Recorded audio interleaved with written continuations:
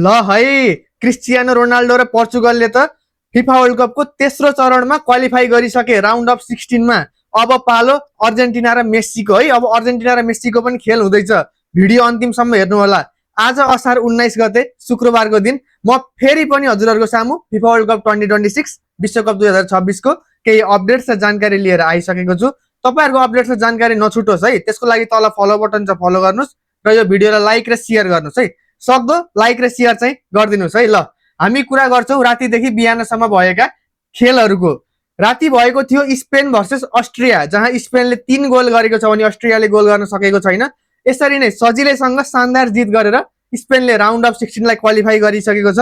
त्यसपछि खेल भएको थियो पोर्चुगल भर्सेस क्रोएसिया। ओहो, यो खेल त यति दामी भएको थियो नि। क्रोएसियाका प्लेयर इभान पेरिसिकले 53 मिनेटमा गोल गरेका थिए र त्यही गोललाई बराबरी गर्नको लागि क्रिस्टियानो रोनाल्डोले 68 मिनेटमा पेनाल्टीमा गोल गरेका थिए। अब यो खेल बराबर हुन्छ कि क्या हो भनेर हेर्दै थिए।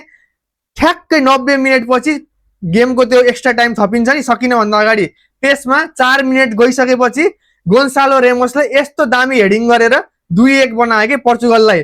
त्यसपछि समय बित्दै गयो, 10 मिनेट थपेको थियो अनि 10 मिनेट कटेर 11 मिनेट भयो। 12 मिनेट हुँदाखेरि त ठ्याक्क क्रोएसियाका एउटा प्लेयरले गोल गरे।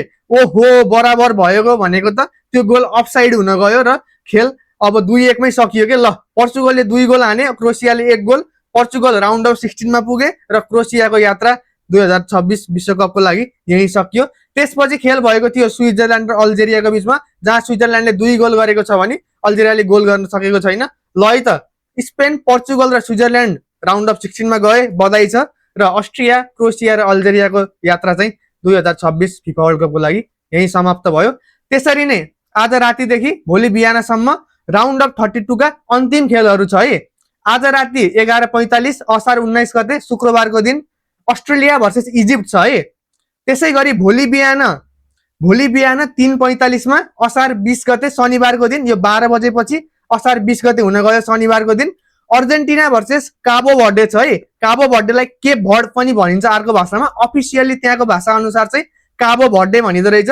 अर्जेन्टिना भर्सेस काबो भर्डे भोलि बिहान 3:45 असार 20 गते शनिबारको दिन। र त्यसै गरी भोलि बिहान 7:15 मा असार 20 गते शनिबारको दिन कोलम्बिया भर्सेस घाना पनि हुँदैछ है, भोलि बिहान 7:15 मा। ल अब यो खेलहरूको हामी प्रेडिक्सन पनि गरौँ है, अनुमान पनि गरौँ। रमाइलो हो, मिल्न नि सक्छ नमिल्न नि सक्छ।